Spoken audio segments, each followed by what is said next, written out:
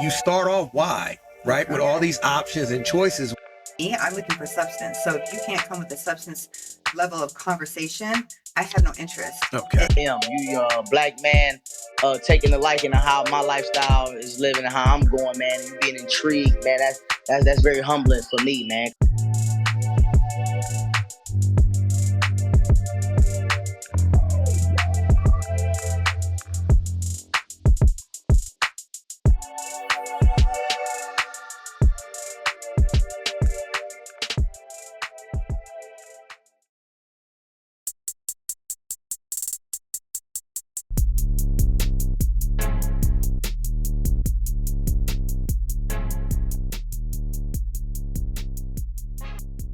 Yes, sir. Yes, sir. Yes, sir. What it do? Man, I really appreciate both of y'all coming on here. I know you busy people. You know, you have your own podcast. Yes. SKG Podcast. I watched a few of them, man. They are quite entertaining. It's almost like a house party. You know, that's what it reminds me of. We have a special guest each episode. So we don't gatekeep or discriminate. We allow like local businesses, entrepreneurs, hairstylists. Yeah. If you have something going on, your own business or anything, you get in contact with me, MamasBoiDaCEO or TyDaCEO. Yeah. You have to have, you just can't book a slot with us just to come on there and just talk to get the gab. You have to have something going on. We say it's a positive podcast, so we don't allow no negativity on there at all. We don't allow you even to get on there and talk down on nobody or try to shoot shots at people. We don't do that. I don't really think that people recognize sometimes as podcasters the responsibility that you have towards your guest and your audience and the topics and stories that you're trying to cover. So, man, I'm really happy to hear that both of y'all are doing stuff like that and that, you know, you setting that good example for other podcasters because it needs to be said. By the way, Mama's Boy, man, you stole my thunder. I was going to introduce y'all, but thank you because I was going to mess it up. I was going to mess it up, dog. Look, I was going to destroy it. I wrote it down right here. And go ahead, run it back. I was sweating bullets the whole time because in my head, I'm like, I'm going to mess this up. And then when you said it, I was like, yes, God damn, yes, thank you so much. So, okay. No problem, dog. So, you know, we talking about responsibility of podcasters. And that's something, you know, that is definitely a huge thing that happens in the world today. But I'm glad that you all are coming on the show because, you know, you are extending yourself as podcasters to come talk about a very important topic that's going on in your community right now, a topic that not only affects your community, it affects our entire Black culture across America and for the world, you know, because we all know that with the invention of the police body camera, that all of a sudden, boom, we're seeing all these shootings of young Black men and women in the streets. And that's important to note because before the body cameras, you know, people always say things like, you know, I hate those body cameras because now you only get these quick short videos and you don't really see the entire thing. But where the hell were we before these body cameras were invented? And most people, I'm sure y'all are somewhere close within my age. I remember police action shootings and the controversy behind it, but there was no proof from the family to be able to prove that this officer did something that was illegal or did something that was totally justified. You know, a big majority of these police action shootings that are caught on camera are justified. But the ones that bring the most controversy are the ones where we can clearly see a difference in perspectives and what we are actually seeing on the video, you know? So that brings me to Daquan Johnson, right? A young man who was just killed by police February 18th while riding his bike. Can you all walk me through that story? I have my thoughts of it from outside looking in, but walk me through the story. Walk the viewers through the story. Well, from what I've learned and from talking to his mother and, you know, other community activists, you know, being involved in some of the protests that has taken place in our city. And I don't want to say it in the wrong way. Some of the information that the Grand Rapids Police Department has given to the public as far as like the news, but you know, the news is never always cut and dry. You know, they gonna give you what they want you to hear, but they ain't gonna give you the full-fledged story of it. So just talking with his mom and some of his people, the police say they got a phone call. Okay. That a man was riding around with a gun on a bike. There is footage of the police chase with him, you know, as he was riding the bike, and they was following him all the way up to the place where his life being taken.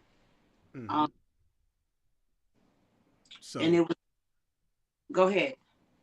So what I followed was where I started out with with watching this video was that he was riding his bike. Well, part the video, part the explanation of why they pulled him over to begin with. He was riding his bike. They tried to stop him while he was riding his bike. And according to what I hear is that, like you said, there was a report that he had a weapon on him. Right. So as he's riding his bike, he decides to just continue riding his bike. They call it fleeing, but I have my thoughts on that, and we'll get to that. But he's riding his bike, and then finally when he makes the stop, he gets off the bike and he slips on ice. Is that what happened? Yeah, that's what it looks like in the video. That some of the videos that I saw several of them, but it does look like he slipped on some ice because it was a lot of snow here and ice during that time. So right. So when he slips on the ice while they're giving him those commands, he's already down. No matter what, he's down on the ground. And then that's when the police K9 was let go to engage him. Let's just say engage him. Yes. So now he's on the ground and he's got this dog biting him. The police are under the impression that he has a weapon on him. Right. And that's their justification for releasing the dog instead of using a taser, is that, you know, they wanted to protect themselves. So whatever, the dog is on him biting him. And then the other police officers engage him. How many police officers engaged him? Do you know? I can't remember that part. I can't recall. It was several of them, but from the videos that I saw, it looked like one or two. Maybe one or two. I know for sure it was two. Okay. But it was a large police present at the actual scene, though.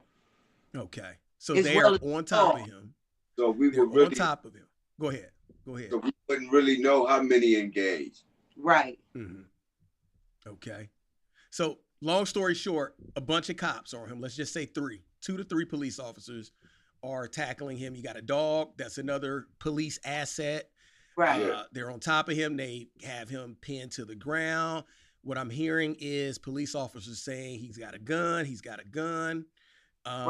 And while they are trying to maybe grab the gun or whatever, there are 3 shots that rang out. Okay. So he was shot 3 times, correct? In the chest and upper and lower torso area, I believe, correct? That's what they say. Yeah, and we'll get to that. I just want to at least walk through that. So he's shot now. Yeah. After that, do we know if any aid was rendered? Did he, because oftentimes when they shoot a suspect, they handcuff them. I've never understood that. When I'm shot, I'm handcuffed, right? I don't understand that part. So I wanted to know, do you all know if any aid was rendered to him after he was handcuffed? I really don't know. Yeah, the ambulance was called. It was an ambulance called to the scene that was on scene. After the situation happened, from what I've learned from his mom, he transpired at the hospital. Okay. Right. I always ask that because there's been many police action shootings where that's been very controversial, where you have a young person laying on the ground or a person laying on the ground and they're handcuffed, and then there's no direct medical aid in response to that immediately from the officers on the scene. So that's why I asked that question. Right. Another question that I had with this shooting is, okay, so you have reports of a man with a weapon riding around on a bicycle. Why was that something that prompted a response to begin with? I mean, because you can have a weapon. Was Daquan a felon, or what? Why wouldn't he be allowed to carry a weapon while riding on a bike? Well, see, that's the thing. The family is not really getting any answers still. Mm-hmm. You know, for me talking to his mom and some of the community activists, you know, that's why the NAACP is involved now, because the police are still refusing to release like body cam footage, the phone call that y'all say y'all received. So they still fighting to get all that, but it's like they stalling. So you could basically a lot of important information is missing. Right, but they have declared it a homicide. The coroner. Yeah. At first it wasn't. You know, they was going through these motions talking about, you know, trying to justify the officer, but you know, the mom wouldn't stop fighting and pushing, you know, and a lot of people got involved with it, like powerful leaders. It's declared a homicide now.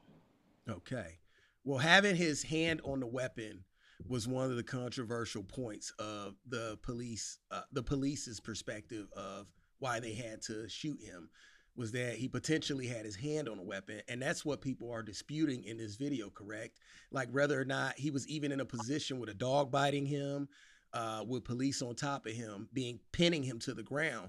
Did he even have the opportunity, or was he even in the area with his hands where he would have been able to grab the weapon and be able to even shoot, right? I mean, if you got people on top of you, I don't know how you can go like that, but according to what I've read so far with police action shooting, I kind of studied a little bit about this, is that they believe that even though you have a dog on top of you and biting you, that free arm is a weapon to them, could potentially be used for a weapon from their perspective. So they have the justification and grounds for using lethal force. So that's one of the biggest topics that I found about this, is that while I'm watching the video, I've watched a few different perspectives. I can't totally see that he had the opportunity to put his hand on a weapon with that much chaos going on.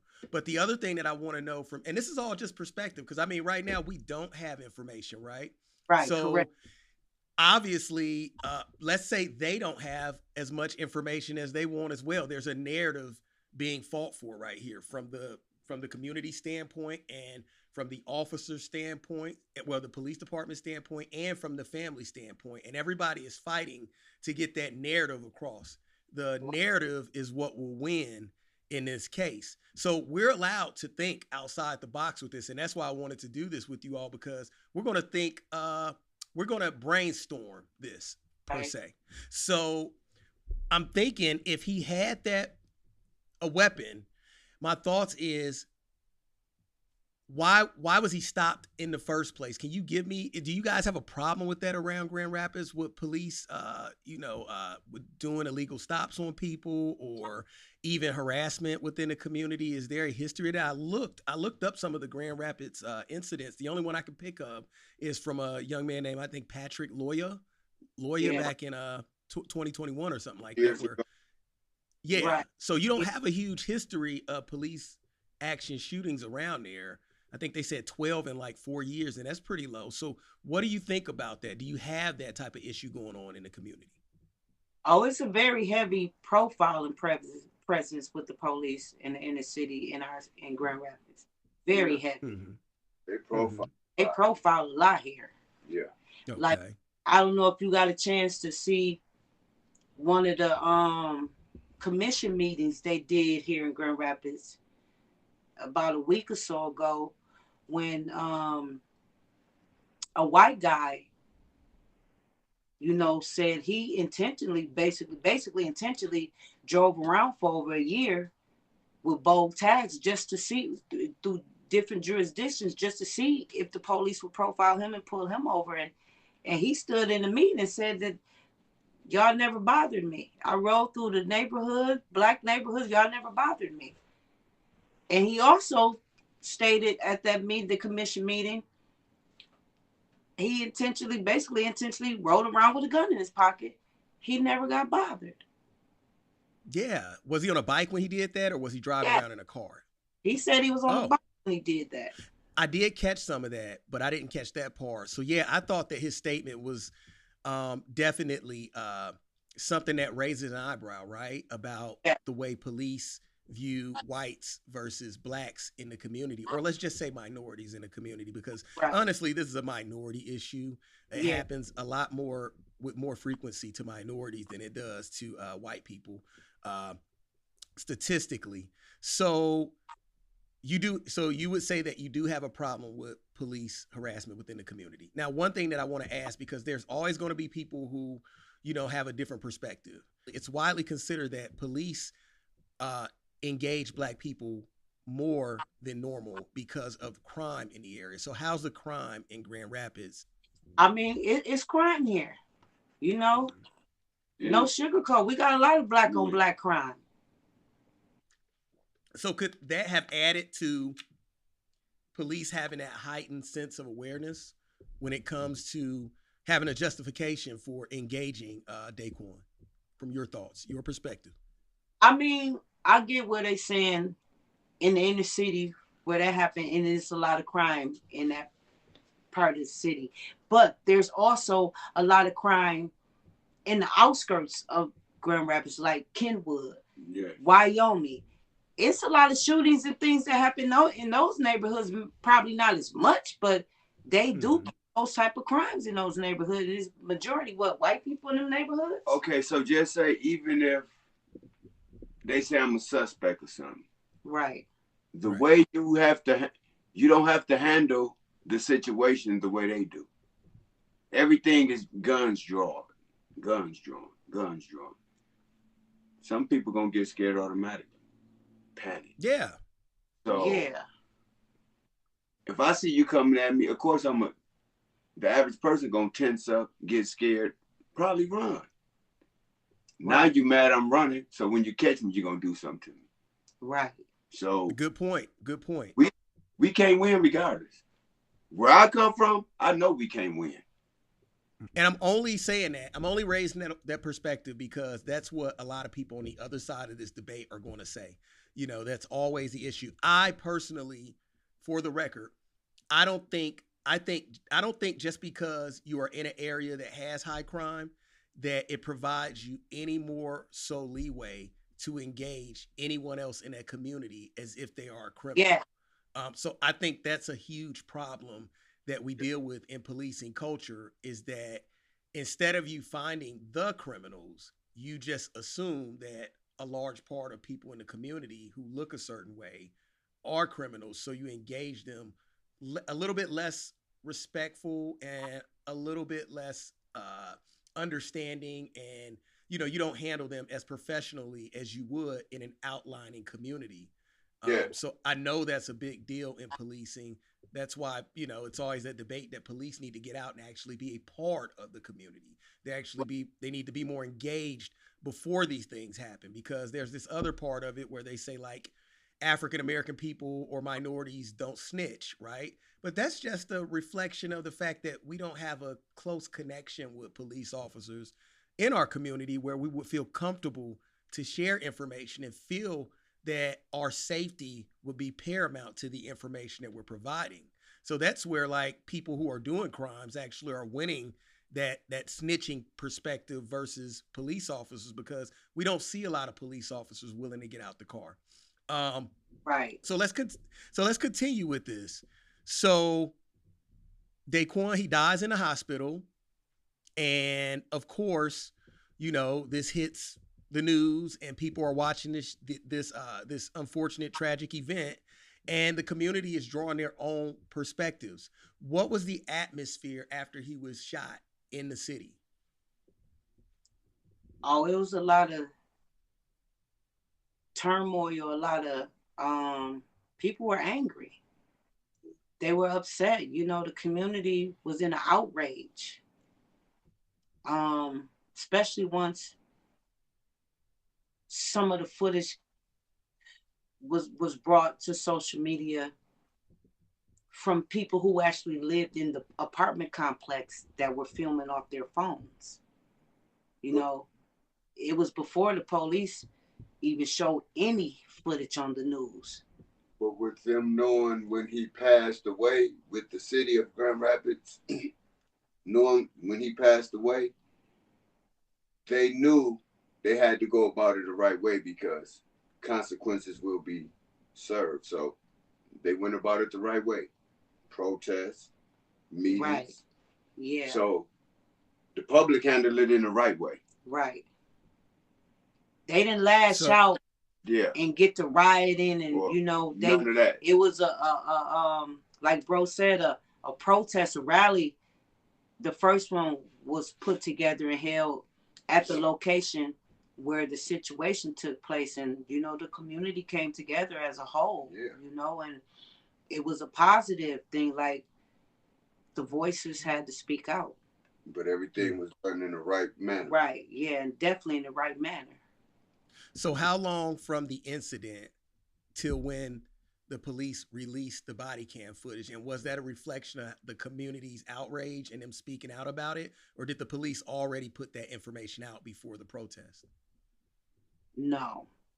The videos from the police didn't hit the news for like days, didn't it? Yeah. You know, the videos that we were seeing were from the residents that lived in that building.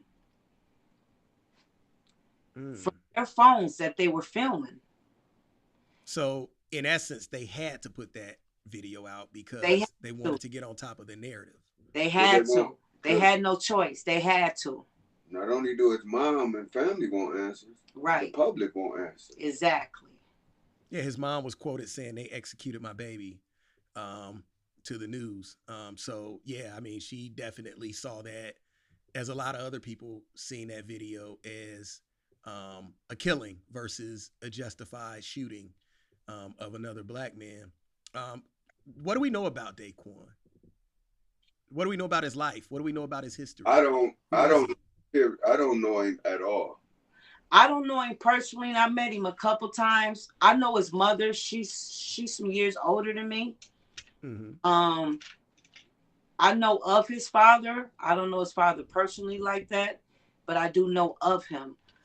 But I know a lot of his family members, you know, my generation, his generation. But from what I gather as Daquan, as a young black man, he wasn't a street type of guy. He wasn't a violent guy, you know. In trouble or anything. Yeah, he wasn't a guy that was doing things that could commit crimes and being in trouble. He was a father. He was a, I don't know. 3 girls, right? Yeah. 3 children? Mm-hmm. Yeah, and 1 on the way. Wow. Yeah. So this is a huge tragedy. Those babies are going to really be stuck there. You know, they stuck in this right now. And, you know, you have a newborn coming as well who will never get to see their father. So, I mean, you would almost rather it be justified if that was the case, because at least you would have a clear path to finding, you know, to grieving. Right now, they're just stuck because the controversy surrounding this.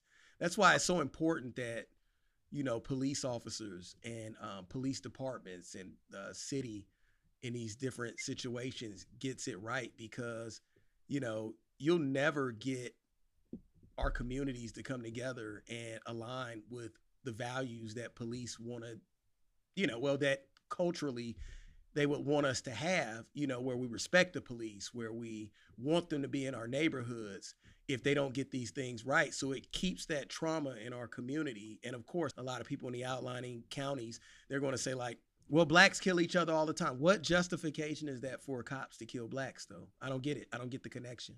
I don't either. I don't get that connection either, E. I don't. Yeah. That doesn't justify a cop killing a black man just because it's black on black crime. Because no matter if they saying blacks kill each other, black on black crime, your job is to protect and serve. Exactly. Right. The innocent in the community. Heal. Correct. Mm-hmm. Because I'm pretty sure that's not what they train y'all and teach y'all in police training. Right. And more so, it's not just black on black crime. You have white on white crime. You have Hispanic on Hispanic crime. You have Jewish on Jewish crimes. Come on, what are we saying? Yeah, I agree with that. And oftentimes something that I always think about is that there's this theory in crime, in criminology let's just say criminology. There's this theory that big criminals create little criminals. And what I mean by that is, let's say, for instance, Grand Rapids. Let's say you have a drug issue in Grand Rapids, a crime issue in Grand Rapids. A lot of the drugs that come into the community that create the crime in our community actually comes from the outside of our communities. Nobody's bringing cocaine and nobody's growing marijuana, right? Yeah. Nobody's doing this in the inner city. It's the people who are not policed, who are actually being able to freely do these things, to bring these drugs into our community and to create these situations for us where young men and women actually turn to criminality to be able to, sell drugs or do some of this stuff. So nobody talks about that. And I think that's the problem to me, per se, with police, is that you spend a lot of time focusing on the small criminals, okay? And you don't do a good job of finding these drug labs that's out in the suburbs, out in rural counties where you have marijuana growing operations. You don't do a good enough job of finding these people who are middlemen from the cartels that bring these drugs into our community and damage us so much. So what are you doing? What are you policing here if you're not finding the big criminals?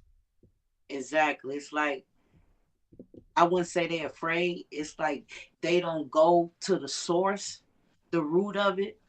Like people like me, you and bro know, y'all don't go to the root of it, the source of it. And I'm just speculating. 9 times 10 from how we think and what we know is how from where we come up from in our background is because you got your hands in their pocket. Oh, I think you onto something right there. You know what I mean? Definitely. That's why they don't go to the source, the root of the problem. Now, I'm not getting off topic with me saying that, and I'm not trying to. What I'm trying to say is, a man just simply with a gun in a violent neighborhood, that's not anything that's strange to me. Because if you're in a violent neighborhood or a neighborhood that has high crime, you have to protect yourself. So a really big important factor is, was he in the act of committing a crime, or was he just riding with a gun to begin with? And when we talk about the white gentleman who came to that city council meeting and stood up and said, hey, I rode around with a gun on my hip for a year and was never engaged. Yeah. Now we're talking about something. Right. Now we're talking about the stage being set because of the way that police focus on the areas where it's easiest to police. And I think it's easy. I don't think it's hard to police in violent neighborhoods. I think it's easy to police in violent neighborhoods because you have the ability to not be respectful, to engage people improperly, to make assumptions, to say, hey, there goes a gentleman riding with a gun, grab him. There goes a black dude with a gun, grab him. Let's see what he's doing, right? Let's engage him. Right. So I think that by not doing the real hard police work, which is finding these real criminals in the outside, now you create the stage for this to happen over and over and over. What was he doing? That's the big question here. What was he doing? I want the viewers to kind of chime in on that too. Like, if anybody knows, what was Daquan actually doing on the bike that was criminal? Correct. I asked that the same question that you asking to some of the people that I know that see him on a daily basis in that area. And they say they say what you just said. How is it a crime to just ride on a bike with a gun in your pocket just for protection? I'm not committing a crime. Yeah. Was he in a gang? Was he a drug dealer? Does he have a huge criminal record? No. Has he had incidents with the police officers in the past that would raise concern with them? What justifies riding a bike with a gun and being shot 3 times by police just because you don't stop? Why would you have to stop? Why would you have to stop to begin with?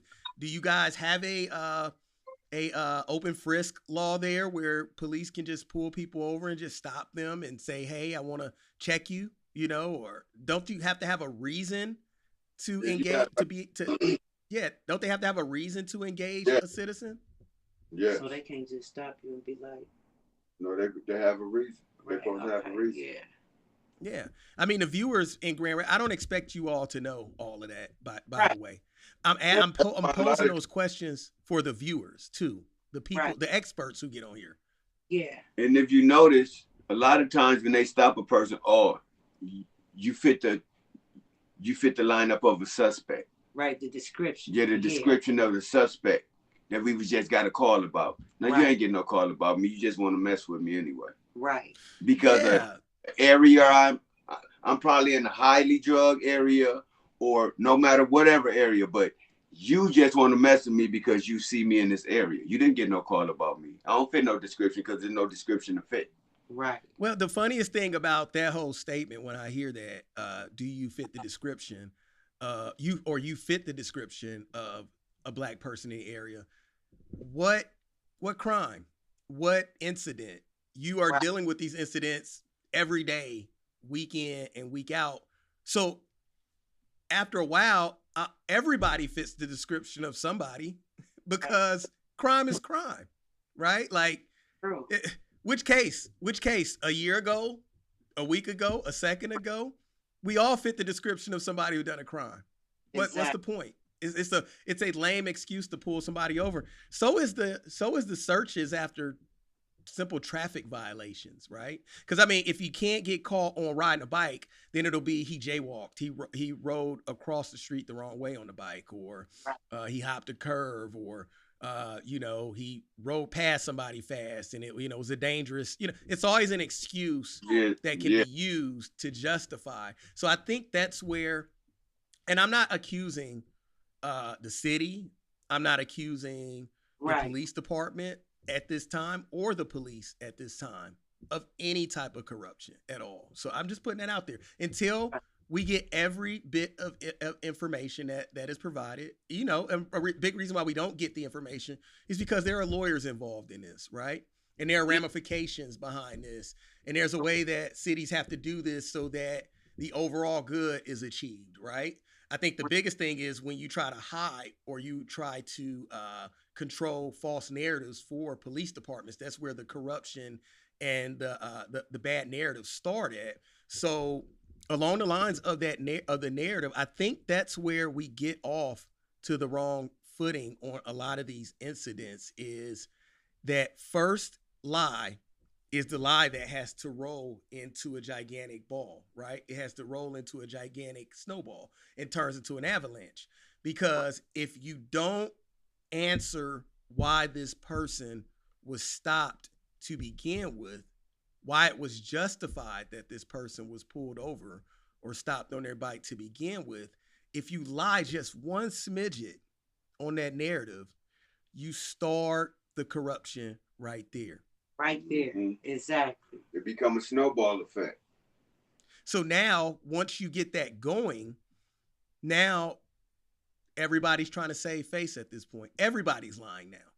Yeah. Everybody's culpable. Everybody is assisting in this great big orchestrated lie that's going to take place. You're correct. And that's what we just seen, that everybody started lying. Once one person start that lie, they all start lying, from the coroner to the chief, the news reporters. But what you think? Lead by example. True. Yeah. Mm-hmm. That's just what it is. Definitely. Lead by example. They wrong example. They leading in the wrong example. No. Yeah, I know what you're saying, but it is definitely lead by example, but their example is a lie example. Mm-hmm. If it's one thing that needs to be answered in this case, I I will get rid of everything else past the point of the shooting. Everything. The real question is, why was he engaged to begin with? When they can answer that question and back up proof as to why he was engaged, then everything else will fall in line. The biggest I wouldn't even ask another question, to be honest. Why was he engaged? I don't even care about nothing else, because this whole case revolves around that to begin with. It doesn't matter if he was a violent person in the past, because nobody knows that until they actually pull you over, right? And they look up your record and know who you are. Right. So it doesn't even matter what he could have done. The real question is, why did you engage him? And if you can pull from that systematic injustice from just pulling people over unnecessarily in neighborhoods that are mostly minorities, then you can begin to see where the corruption starts at. It starts way before these incidents ever take place. It starts with the policies and the people who are put in charge of the policies that affect our community. So that really has to be answered in this. What's the response from... Go ahead. No, please go ahead. No, I was going to say, referring to what you just said, what created... I mean, what was the reason for y'all to even, start adding? That's one of the biggest questions with a lot of the community activists and his mother and his family, because no one's really, I'm not going to say no one's, but the people who need to be bringing it up and talking about it, that question, where's the phone call? Who made that phone call to y'all? Because I don't see... That can't be a secret. In the news, like, who made the phone call to y'all? They want the body camera footage, but y'all really ain't saying nothing about this phone call y'all said y'all received. Who made was there a phone call? Was there a phone call? Was there a phone call? Was there even a phone call made for real? Right. Mm-hmm. Yeah. And if somebody who wrote that report writes in there that it was a phone call and there was not a phone call, then that person is liable for creating that situation to begin with, because it was started from a lie. Exactly. So if they aren't willing to tell who that person was who made that phone call, then what are we doing here? We're lying. We're not being honest. Exactly. And not only that, go ahead. Finish. No, I was just going to say, if somebody out there who's listening to this, if you know of someone who made that phone call, would you at least say, yes, that person has skin, that person has eyes, that person exists, right? I know it. I know that person. You don't have to tell their names. Maybe they don't want to come forward, but if you know somebody, please come out and say that, because right now it's a ghost that made a phone call. Right. And that ain't right. Right. Because I can lie on you too. It's another aspect of that too. I cannot like you and say, hey, I seen Daquan, or I seen, MamasBoiDaCEO with a gun, or something in his hand. And then you can have a engagement with a police officer and actually, end up dead because I don't like you and I'm using the police as a tool versus actually having something that is necessarily, that's scaring me or something that makes me fearful. By putting a false narrative out there. Yeah. Right. Mm-hmm. So I think that's huge on the police part too. So like I said, I'm not saying that they did this, but I'm saying, hey, come with the honest truth about this phone call, because a lot of this engagement stuff starts with the phone call. Who made the phone call and why they made the phone call, the motive for that to happen in the first place. Because you made a phone call and you chased me for 90 seconds. That's a long time to chase somebody. A minute and a half is a long time to chase. You in the car, I'm on the bike. That's a long time to chase somebody. And the weather was bad. It was 90 seconds. Ice. Yeah. That is a long time to chase somebody. I didn't think about that. Like you. Was there a phone call? Yeah. Was there a phone call? Was there a phone call? Right. I actually, and I'm going to speak from my opinion. 90 seconds. Go ahead. I actually don't think it's a phone call. Why not? Because it's really hasn't been no talk or no aggressiveness to or them pertaining to saying that they're going to release the phone call, who made the phone call to them, about Daquan. Now they've talked heavily about the body cam footage, but there's really been no talk about who made that phone call to y'all. I mean, in the media, the news, nothing. But wouldn't they play the 911 call, the recorded call? That's what we're saying. Like, right, yeah. Where's that at? Y'all keep talking about y'all keep prolonging this family from getting that body footage. The NAACP done got involved.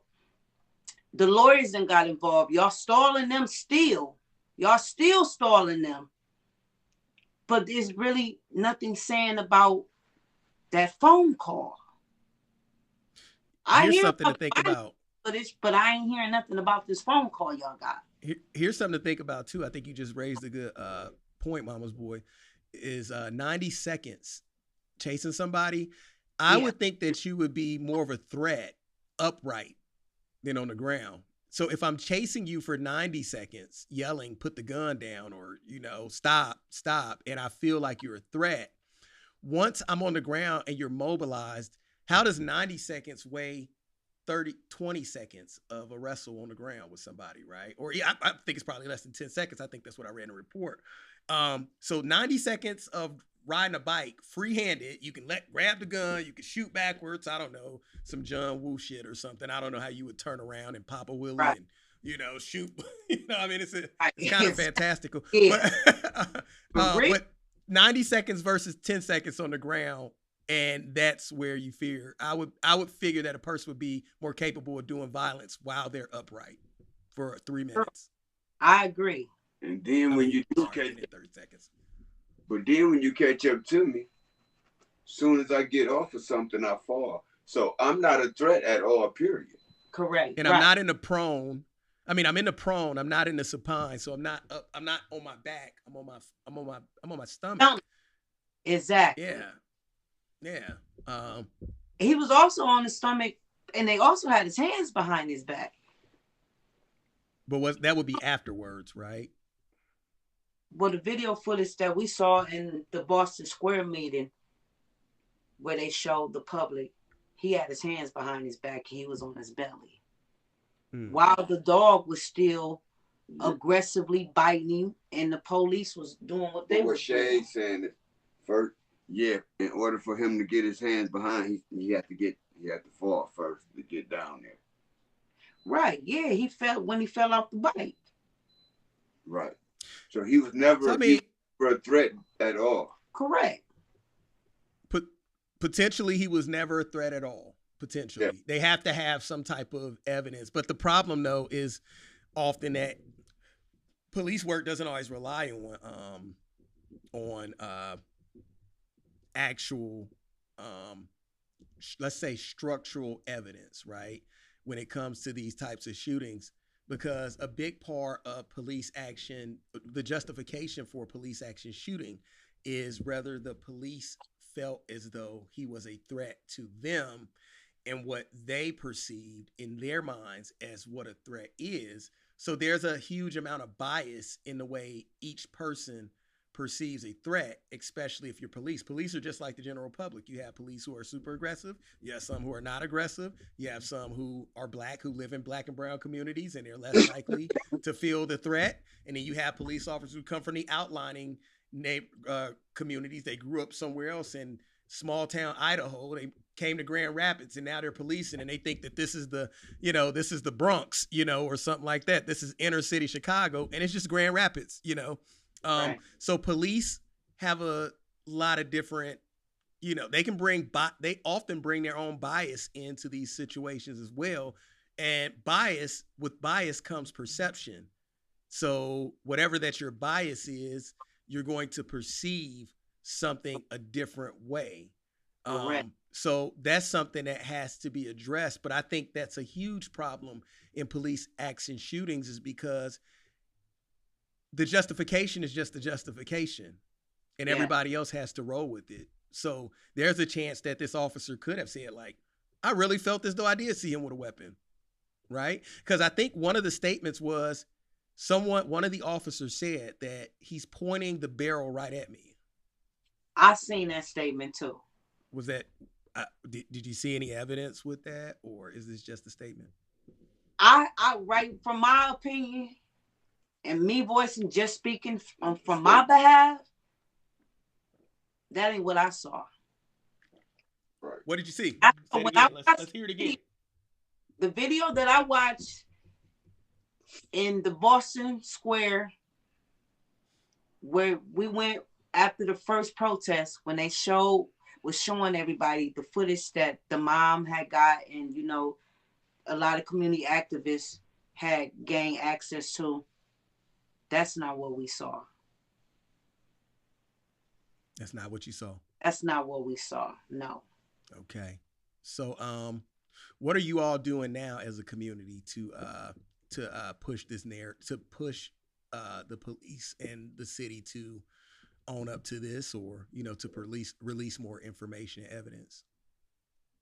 From what I know, from talking with like his mom and other community activists, I know that the NAACP is involved. They have the lawyers who's involved now. The mom, you know, she clearly makes it clear she's not going to shut up. She's going to put her boots on the ground. Until justice is served. And us as a community, as a whole, we're going to stand by her. We're going to keep behind her and protest. But positively, we're not looking for no negative. We're looking for a change. Yes. Because if we do nothing, nothing's going to change. I think I made that today. If we do nothing, nothing will change. So what does change look like for you? Retraining of these officers. Go through, I don't know how they do their training, but maybe it's some things that they need to go on the list and try to readjust to something. Because clearly something is not right on that training. Yeah. You know what I'm saying? That to where y'all hire them, they go through the process, and y'all give them a gun and a badge. But when they get out here and police these inner cities, and it's just not Grand Rapids, it's around the world, they do opposite. I'm not saying totally opposite of their training, but they tend to veer off and kind of do what they feel what they should do. Because I'm quite sure when you in training and you tell somebody to restrain this person, you're not showing them how to kill a person. You telling them to restrain. Get this person. Yes. Stop them from doing this and that, not kill them. Yes. Restraining and two different things. Okay. So you would like to see a different training regimen. I mean, we already know officer safety is at the focus of all the training that officers do. So what would you like it from the citizen side? What could that training be? What could involve in that training for citizens? What could be involved in that training for citizens? Dang, my brain is going right now. Go ahead. I would say better officer policing, you know, as far as their perception from one neighborhood to another. Don't have a perception about this neighborhood versus this neighborhood, and you treat this neighborhood different than this neighborhood. Because fairness. Exactly. Fairness training. Okay.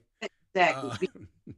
Like the guy in the commission meeting, he actually made a powerful statement with that in that commission meeting. You know what I'm saying? It's like he played in y'all face and y'all didn't even see it. Y'all didn't see it because of the melanin of his skin. That's why y'all didn't see it. But he actually played in y'all face, and he got the same skin color as y'all. Okay. And this situation happened, and he comes to a commission meeting and put it in y'all face and tell y'all what he did. Yeah. Yeah. What about this? Okay, so you said you want officers to treat people with less bias, right? So they already do training on bias. They already do. I know they do that bias training, right? How to become not bias training. How to become less biased police officers. I think they do focus on, fairness in their policies, and I mean they have policies. What about this? What about narrative writing? What about fairness in writing narratives? What about honesty in writing narratives, or even the system actually sticking to the punishments that come if someone does not write a clear and honest narrative of a scene, right? Because I think that a lot of this actually boils down to the fact that you can have someone who is engaged as an officer in a scene, and then when they leave that scene, the narrative totally conflicts with what was on the body cam footage to begin with. Right. There's a bit of self-serving that comes with writing a narrative, right? It's like Antoine Fisher, that movie Antoine Fisher that Denzel Washington was in, right? Yeah, imagine me writing my own story about my own life, right? It's gonna be spectacular, yeah, right. And I think that officers need to be forced to write accurate narratives, and the repercussions for not writing accurate narratives could mean that you lose your job. Imagine a doctor, right? You did a surgery and you come out with an arm in the wrong place, or you have some issue that came about from the surgery. And imagine if you look back at that doctor's narrative and it did not state specifically what happened. Right. It wasn't objective in the way he wasn't objective, he or she wasn't objective in the way they wrote that narrative. There could be a huge malpractice case. The problem with doctors versus police officers is doctors can be forced into a malpractice case where they can be sued and they can lose their licensing. Yeah. But police officers have something called qualified immunity, where even if they wrote a narrative that was not true to the account of what we see, they are not held to that standard of punishment that other people would get. If you did that on any other job, you would be in trouble.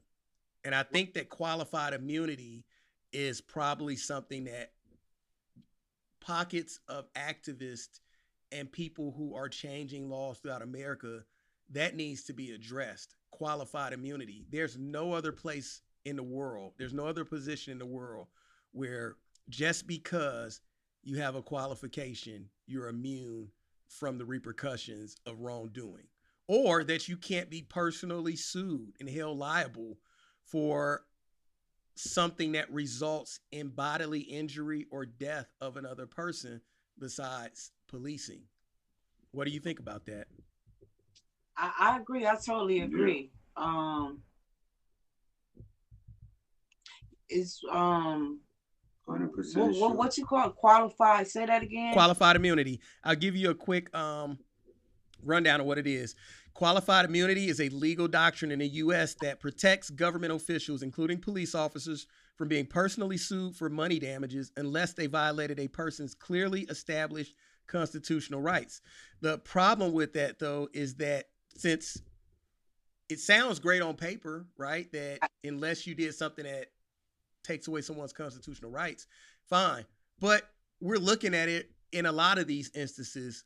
If you are pulling over somebody unlawfully without a justification, then you're violating their constitutional rights. Correct. So that's why I say if you all can figure out whether or not that officer engaged Daquan, or those officers engaged Daquan, and there was no justification for it, then that is taking away from his constitutional rights. That violates his constitutional rights to begin with. That invalidates any other reasoning as to why they engaged him to begin with. That's the big issue here. That's the big issue. That is, you're right. That is a big issue, because it's like you say, it sounds good. It's on paper, but it's like they'll pick and choose who they wanna charge in the policing department. Yeah. They'll pick and choose which officer, because I done seen some where, okay, I just saw one where the officer said he hated niggers. He was an officer out in California, if I'm not mistaken. I seen that, yeah. You see, yeah. He can never be an officer nowhere in America. No, it's like y'all pick and choose who y'all want to charge. You know what I'm saying? Instead of all of them take accountability for their crime. But you committed a crime just like any other criminal did. That's because, though, policing departments vary throughout the country. So they're almost like a salad bowl. Each police department is something different, right? And they claim that that's based on the different communities that they serve. But to me, it's like, nothing's new under the sun, right? You know what I mean? Okay. I mean, the water department. We got different water departments throughout the whole nation, but they all work on sewer systems, right? And they all make sure that they have water plant and filtration and think, what's the difference here? What could be different from one community to the other, right? That creates the opportunity to justify anything if you have that type of mentality, right? Yeah. You could say like, oh, you know, in Canada, they really like warm water more than hot water. Or, you know, let's say like in Minnesota, they like warm water instead of hot water because it's colder here.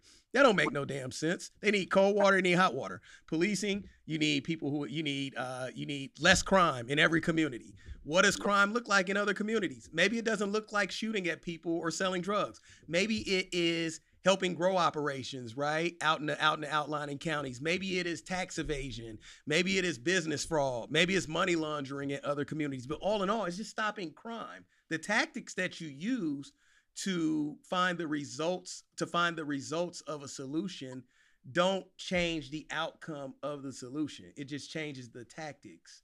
And it has to be fair across the board, no matter what it is. Here's the problem with qualified immunity right here. So let me go over some of these. Critics say that it makes it too hard to sue police, number one. Okay, that's the problem. If I can't be sued for something that I've done personally, then I don't necessarily feel the ramifications of breaking a policy. That holds true at any job. Think about that. Yeah. If you can't be sued, then what grounds do you have to follow all of the rules if you can't be personally held liable? Right. The other instance is it requires almost identical past cases, which is something that I did want to talk about, is the historical relevance of this case with policing. Okay, so you have Daquan, who allegedly done this, what, I don't even know what the crime was, right? And then you have all these other lawsuits across the country that are similar. But so right now, where we stand right now, another young black man has fallen victim, right, to death at the hands of a police officer, no matter what the reasoning is. So, I mean, I think we do owe it to ourselves to definitely explore the fact that in our neighborhoods, we do have these problems that we have to deal with, and somehow we have to address these things, and we keep doing it the same way, you know. We have these lawyers come in, we have these activists that show up, we ask for change. This will happen again. It'll happen again. It'll never change. So what do we change as a community? Start showing up to some of these like commission meetings, political meetings in your local, you know, city, you know, voicing your voice, you know, give your opinion. Yeah. You know, like not just 1 or 5. I know, and we know everybody can't make them all. You know, but we need enough to show up and speak, you know. To know what's going on. Yeah. At the meetings. Okay. Without you never know. There you go. What about, so does that mean that SKG is kind of changing, turning a leaf? Maybe you guys are getting more into some of the more serious things that's happening in the community, or what does that mean for SKG now? Problem, yes, we feel that's something, yes, we're going to get into. You know, we definitely show up, you know, especially if it's for something that's that's right, you know, to help and positive, you know, and for something positive and to justify something that's right. You know what I'm saying? We're not going to show up for no negative stuff or just nothing negative, period. If it's for doing something to make a change in the community, for the culture, and not just our culture, because it's more than just our culture that's dealing with this. You know what I'm saying? So we definitely, SKG definitely we on board with it. You know, we still gonna do what we do, but we on board with what's going on in the community and change for the culture all the way around, definitely. Now, I will say this too, though. We just can't come together when something happens. We got to stick together all the way all around. the way. Not just when something happened. Yes. Which is sad. Yes. That this happened, but we have to stick together 24/7, 7 days a week. Yes. That's true. But, man, so, I mean, I want you guys to continue doing what you're doing. I love your show. I watched a few episodes and I'm already hooked, you know, on the SKG platform. And the SKG way. Definitely. Yeah, thank you. Yeah. He said the SKG way. Right. Yeah, I mean, it's a real chill show that y'all have, and it's fun and it's exciting, and you know, it's bringing that energy, and also it's drawing a lot of attention from a lot of people outside, just like me. That's how I ran into you. Right. So yeah, thank you guys for doing what you do, man. Now we're gonna have to boomerang back and get you on our show. Yeah, I love to be on it. I love to be on it, definitely, man. I've been to Grand Rapids a few times. I love the city, man. It's dope. Yeah, okay. Yeah.